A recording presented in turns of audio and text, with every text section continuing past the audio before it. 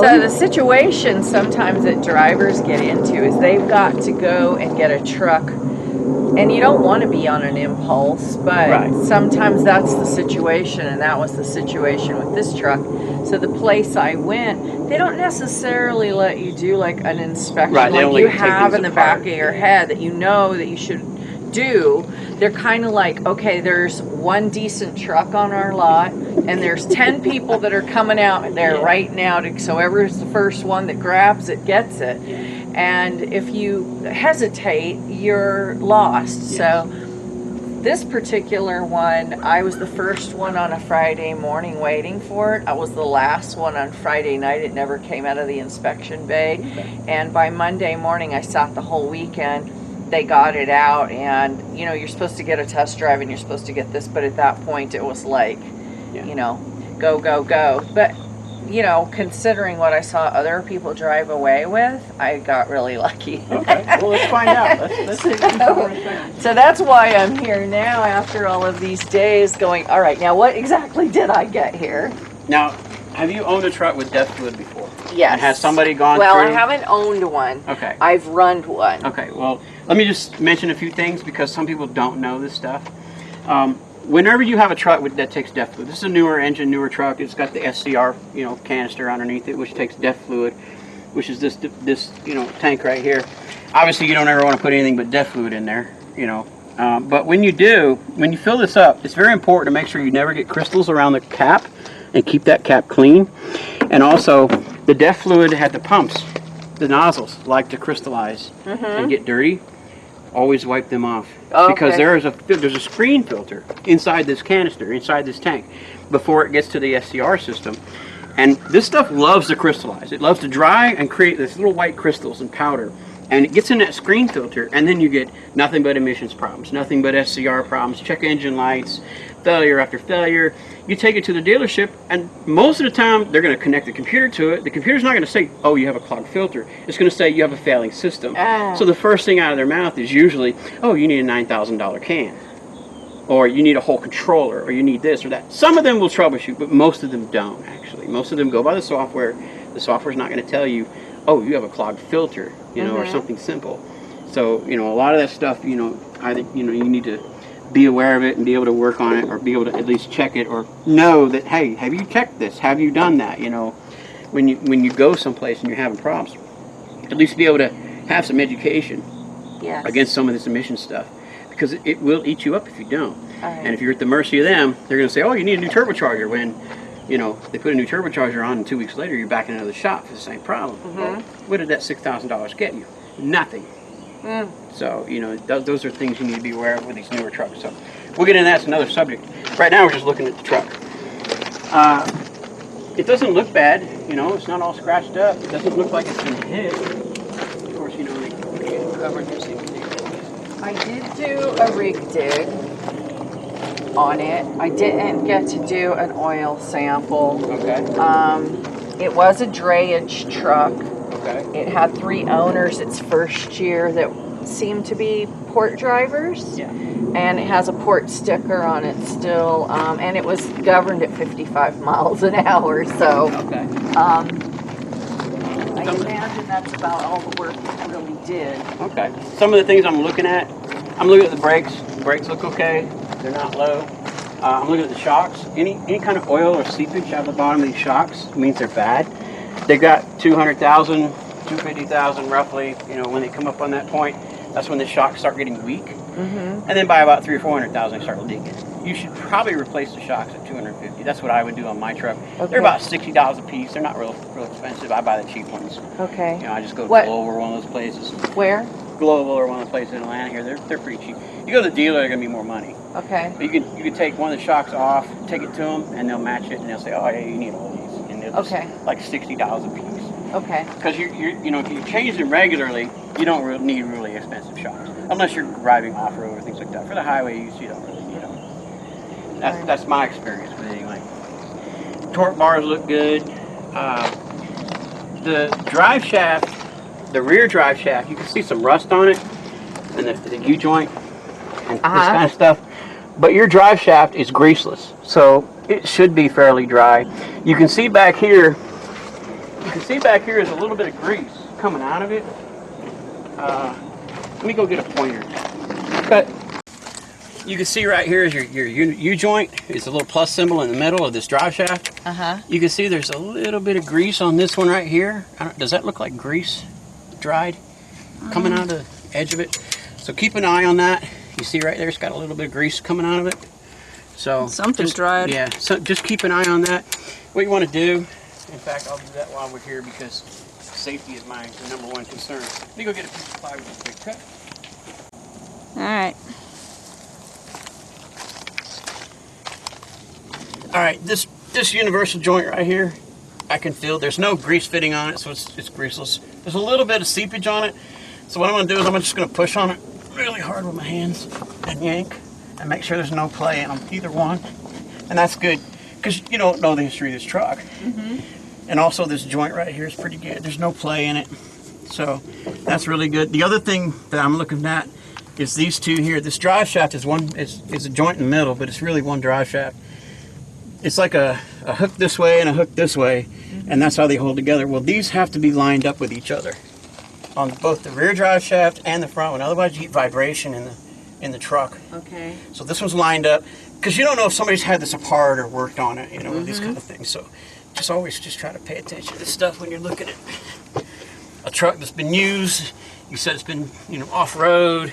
Who knows what somebody's done? I'm just looking for the obvious. Okay.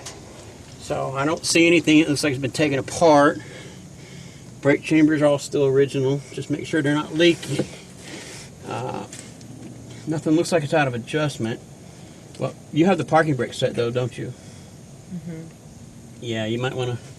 We maybe could release the parking brake and look at the brakes to see if they're out of adjustment. Probably aren't. The truck's not that old, but now I'm all dirty. Look at that. So would you go in and push to release the parking brake? Let's get a brick and chocolate wheel.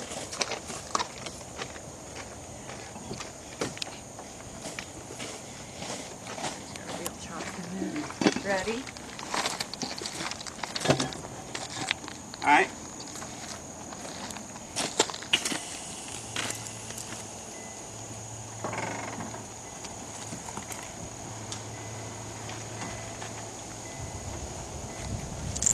The brakes don't look like they're too bad. A little bit of gap in them, but not bad.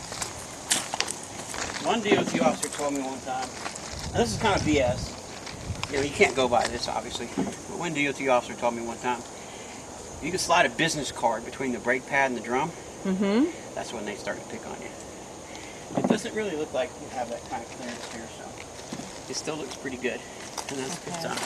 Point to where you're showing where the business card would go if they could slip it in. Right here, you want to zoom in on the camera? Right here in this joint, right? See, this is the brake drum. Let me get it. This is the brake drum. This big thing. Okay, and then this is the brake pad, this little thing. So right in that joint right there, right where my fingernail is. So a lot of them would do a quick check. You know, kind of thing. But we knew your brakes were in good shape because we had a thermal camera. And that thermal camera pretty much showed that everything was even as far as heat goes. And that helps a lot too. But not everybody has that. So that looks good, suspension looks good. There's no way to see if it's in or out of alignment, axle alignment, because you had the tires replaced with different ones. And it looks like they put a different size tire over here than they did the rest of it. Did it come with those tires worn like that? There was one that was really kind of very beat up. Because these look good. Yeah. They're all different ones. You can see they're all different kinds. This one was very beat up. And I had asked them, is it coming out like that with that one? They said it's DOT legal. So it's legal, but barely. There's only one concern I have with it. That one's obviously a recap, which I would never run a recap on a tractor. Trailer maybe, but not a tractor. So at some point I would consider maybe changing them. But how many? That one and this one? You can see that one there. Yeah.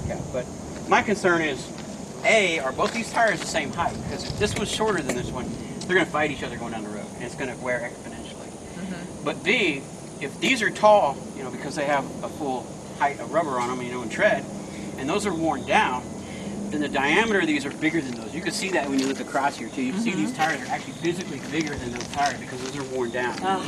Yeah. And what happens inside the differential is, you know, when you're going down the highway, this one's spinning slightly faster than this one. So what happens is, you know, every 15 or 20 revolutions of this one is 21 revolutions of that one. So inside here, there's what they call the spider gears. So the spider gears, instead of being stationary and maybe just, you know, moving a little bit between the road, they're constantly turning because to make up the difference in, you know, one rotating faster. These gears are constantly moving. So it causes a little more wear than you normally would get inside the differential, and a little more heat. And if you're loaded, that extra heat on a, you know, middle of the summer, 120 degrees, Arizona desert, I-10, you're 80,000 pounds, and you're climbing that 3% grade that's 14 miles long out there, and that could be just enough heat to cause issues with your rear ends. So, personally, I wouldn't leave it like that for a long, you know, when you get some extra money, I would try to fix some of this stuff on the back end. Okay. Just things to be concerned about. All right. So, you know, that's just kind of stuff. If anything, if I was a mechanic, or if I was, you know, driver was an assistant, or just didn't have the money to fix the tires, I would not have done this on the front. I would have done it on the back because the back always runs cooler than the front. So you get less heat from use because the front is always what generates the most heat because you have all the extra gears in there. Can they be switched? Yeah, you could probably switch the back ones and front ones or whatever, or just put these two, whichever ones were the closest match, across the front, and then use those the two mismatched back ones, there. in the back more. So, you know, it's just my thoughts on it. Just some things to think about. Okay. Doesn't mean you have to do it, but you can see that these have been worked on. A little rusty, that's fine. I would touch them up. You can see that the axle nuts have been off of them, and that's probably a good sign. At 250,000 miles, these have to slide out, and then you retorque the hub bearings every 250,000 miles. Somebody may have done it. I would check one, and if it was good, which was usually this one is the worst one, I would check that one. If it was good, maybe call the rest good, maybe not, I don't know. Okay. But I would check one of them just to be safe. All right. You know, when you do your 250K maintenance, it's easiest pie to do. Sanders pulled them out on your own before. Just take a little gun to it, slide them out, check it. It's really easy. Okay. But the reason why you have to do this, or the reason why they recommend to do this, is because when you're, and I'll show you, when you're on the passenger side over here, those hub bearings and the hub nut's right here in the center, and the hub bearings, when you're going down the road, you're always going down the road and the wheels are going this way because you're going forward, okay? And the hub nuts, they tighten this direction. So on the passenger side, when you're going down the road, it's always wanting to tighten that nut and wear the bearing and everything else, you know. It's got a keeper in it to keep it from spinning too far. But sometimes it's just enough to allow the bearing to come loose after a while, and then you get wear in the bearing. So every 200,000 miles, you retorque it to make up for the wear and everything else. Well, when you're on the passenger side, that's great. It wants to tighten all the time. But on the driver's side, that's why you get more wear on this side. That's the worst one, because it's the most heat. You get more heat buildup. When you're going down the road, guess what? It wants to loosen the nut constantly. So it always wants to loosen this bearing. So after a couple 100,000 miles, that little bit of give and that little bit of extra loosening factor and heat causes this one to wear faster than the rest of them most of the time on the driver's side. Okay. Because it has the most leniency. Because it wants to come unscrewed. So every couple 100,000 miles, you retorque all your bearings to make sure that doesn't happen. If you don't, you get this wear right here on the inside of your tires. I don't know if you've seen trucks before. They got this really bad step wear right here on all four tires. Okay. Or just on one or two. That step wear is 99% of the time somebody didn't do the retorque of the hub bearings. It doesn't take much. When you're out on the road and you don't like work on trucks all by yourself and know lots of people that you can rely on to help you out, or know a lot of reliable shops, how would somebody choose one, especially for women that are just starting out, single woman that doesn't know too many people? Do some research. Do some research. Ask others. And find out, from others. Don't just take testimony off their webpage or things like this, because that's really misleading on most of these sites anymore. Yeah. My forum has a lot of that. My forum is all technical, mostly technical. It's mostly people who do their own work, who talk about just this kind of stuff. So if you ever have any questions, you know, hey, what should I be looking for? This mechanic told me that, you know, my transaxle gear number 3 is stripped, and I can't get it in 9th gear. You know, well, you know, ask that on the forum. Okay. Some of it may not make sense to somebody. Some of it may make sense to somebody. You know, I can always get with Jerry or one of the guys on the forum that do transmissions and say, what's he talking about? It's this gear, you know. Or, hey, you know, there's something going on fishy there. Or, hey, that's definitely true because, you know, 9th gear is what you wore out. So, you know, who knows? You know, all these technical questions and things. That's what my internet site's basically, you know, for. And there's a lot of other sites online too. Okay. Always be a little cautious. You know, personally, I like the mom and pop places that are near where you live. Yeah. That aren't too big, and you know, you're not just a number to them. Because usually the mom and pop places, if you do something wrong, they'll try to fix it. But you know, if you take it to a big OEM dealership or something like that, and they make a mistake, they're not going to admit it. First thing they're not going to do is they're not going to admit it. They're going to say, "Oh well, it was caused from," and then they're going to charge you more money for something else, and it's just going to continue the you know, the expense is just going to keep rising. Okay. So it's not really good to go to shops like that. One thing that I stay away from, I tell people to stay away from, is shops that won't let you see what they're doing. You know, a lot of shops, their insurance won't let you in the bay, you know, with the truck. And I don't blame them for that. But if you can't stand at the edge of the bay, if you can't see, if they can't, you know, if you say, hey, take pictures of this and show me the damage, let me take an assessment, you know, and let me actually see the damage with my own eyes before I approve it's this $5,000 repair, you know, explain this to me, show this to me, you know, let me record what you say or write it down or email it to me so it's a legal document. If they can't do those things, then they're not standing on their own 2 feet. They're standing on somebody else's feet, and there's something sly going on. Okay. Not sure? Ask. Okay. Do research. Learn And a little bit about what you got to have done. Rawze.com. Is it sectioned off? It's like just go in the form and ask. Find Just the ask. thread on mechanic. Yeah. Ask your question, or you know, ISX engine questions, or ProStar, or Peterbilt. You know, there's a few sections on there, but Okay. you know, anybody, you know, can join it. I have it where if you're not a member of it, before you can post and ask questions, you have to get an invite code. Okay. Unfortunately, I hate that. Believe me, I hate going to a website and having to, what? I got a what? You know, I just want to ask, you know, I hated doing that. It was horrible for me to do that. I felt like it was horrible for me to do that. But there's the only way I could cheat the Chinese and African spam bots out of it.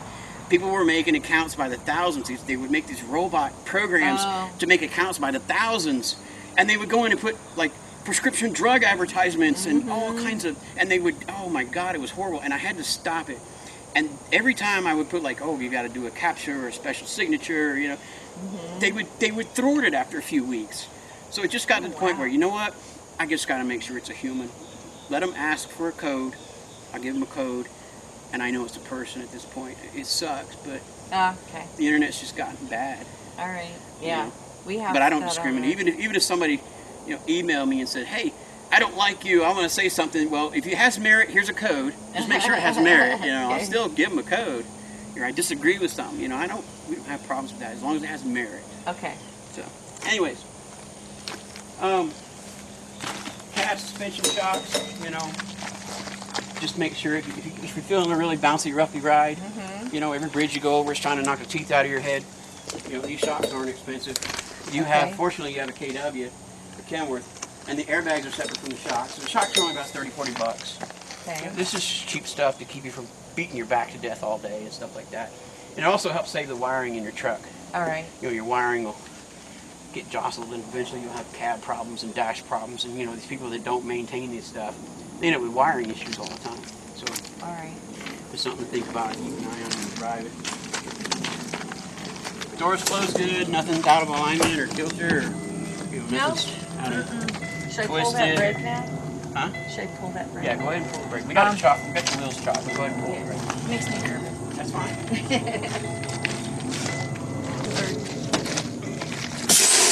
There you go. You check your hub oil. Make sure your hub oil is good. You're a little low. Make sure it's not dark and nasty. A little bit dark, but not bad. I would top that off. It's a little low. Okay. Every 200,000 miles or so. Same thing, there's a filter here for your power steering. I can't tell you how many thousand people I've met over the years that have trucks that don't even know there's a filter inside this thing. And then they wonder why after 400,000 miles, the top blows out of the power steering unit, and they end up having to spend, you know, $1,000 or more to replace it because they never changed the filter and never changed the oil. So I recommend replacing the oil at 250,000 miles. Obviously, so that's just a lot of maintenance to do on this thing at the range that you're at. And these are things that are going to keep you running the next 250,000 without all these issues. Okay. So, you know, you're going to want a new filter in here. You're going to want to flush this out, you know, put a little pan under here, or crack one of the lines, you know, crank the truck, let it bleed, and pour new oil in it, you know, just until the nice clean oil starts coming out, and then put the new filter on. It's easy to do, but if you wait for 500,000 miles, it's going to be so nasty, you won't be hard to be able to get it clean. Okay. So that's one thing you're going to want to do soon. Like I said, I've seen a lot of grease points that aren't greased. You know. Alright. I generally take mine to Speedco and let them grease it. I'm lazy. But I do know where every grease point is. I at least once got under my truck and found them all. And so every time I go to Speedco, because I have a ProStar, every time I go to Speedco, I look at the guy and I said, there's 31 grease points. Count them up as you do them. Okay. And so they have to find them. Okay. They have to count them off. All right. Sometimes they have trouble, and I have to point, you know, and it's really nice to know that you can point when they miss them. Because if they're missing one over and over and over and over, you're going to have a failure. You're going to have a failure fast, especially in the front end of steering, things like this, kingpins and all that. Usually they're pretty good about greasing those, but it's just that one joint that's going to cost you a whole lot of money one day on the road. It's always going to be at 3 o'clock in the morning in Wyoming when you don't need it. So and there's no phone service. And there's no phone service. So those are all different things. You have this secondary filter on here. Make sure they put a good filter in here. I tell people to put a 10 micron filter in there just to keep the fuel clean, because if you put a 50, I think by default they're a 50 micron filter. So when you go to Speedco or the oil change place, say, look, I want a 10 micron filter in there. I don't care what the book says, put a 10 in there. And the reason why you want to do that is because the fuel system likes to build up asphaltene and just black gunk in the tanks and things like that. If you put a 10 micron filter in there, it keeps it down, it keeps it at bay. But if you put a 50 in there, it'll build up. After 500,000 miles, you're going to have all this gunk in your fuel system. It's gonna weaken your injectors and everything else on the engine, and that's not good. Okay. When you get to 400,000 miles, speaking of injectors and fuel system, this fuel pump, and I'll tell you, there's a couple Achilles heels with this model engine. It's a CM2350 Cummins engine. One of its Achilles heels, I mean, you want to see this? Zoom in for the fuel pump here. This is the fuel pump. It's behind, unfortunately, it's behind this bracket. It's right here. This is the fuel pump. That's the head of the fuel pump right there. This whole section right here. That little roundy thing. Those fuel pumps are notorious to fail between 400,000 and 500,000 miles or 600,000 miles. Okay. Yours is a 2016. I don't know when the engine build date is. Probably on here somewhere. Yeah. If it was before May of 2013, then you need to fix something now.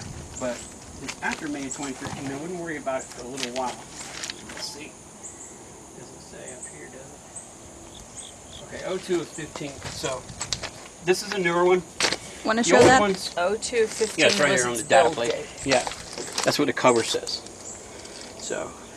Okay. Now, the original fuel pumps had ceramic plungers. They had ceramic pistons, and the ceramic would, after a while, it would wear in the wall, and because it has no give, it would snap. And when the ceramic would snap, it would shatter. And ceramic is a harder material than anything in your engine. Okay. It's like worse than glass. And what happens when that thing snaps is it puts all that ceramic into your oil system, and it destroys your motor in about 500 miles without any warning. Wow. You've got about 2 days before the engine actually seizes up. And the only warning you'll get is you'll get a code in the dash that says low fuel pressure when you get on the accelerator really hard. That's the only, you'll get a check engine light comes and goes for fuel pressure when you're trying to climb a hill or something, but it'll go away. That's the only warning you have. It's the Achilles heel of this engine. The older model engines had ceramic plungers. It was a really bad problem. Okay, this one should have been fixed because after May of 2013 is my understanding. I don't know if that's for sure. This is what everybody says. Build dates after May of 2013, they put titanium plungers in, which helped it a lot. Okay. But that doesn't mean your problem is gone. It's still a weak point in the engine. what happens with the titanium ones is after 400,000 or 500,000 miles, they chew the metal up, and then it still goes through your motor, and it still makes all the damage. It just takes a couple days more. Mm-hmm. So after 300 or 400 miles of driving, after this thing has failed, that's all it takes.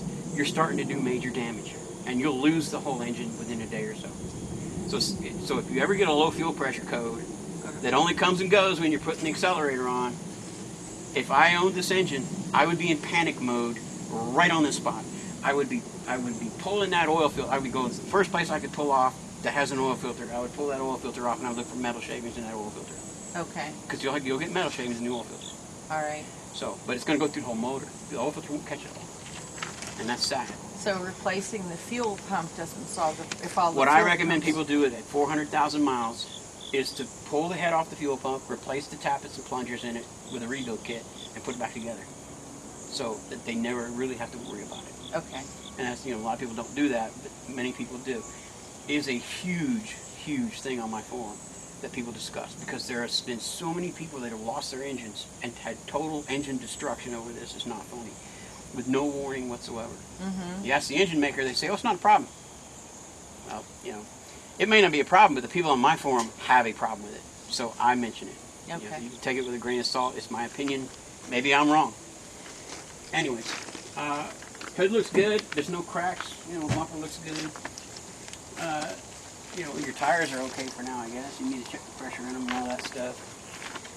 The wiring, make sure all your zip ties are in place, all your wiring's in place. These KWs up under this corner right here, where they come across the frame,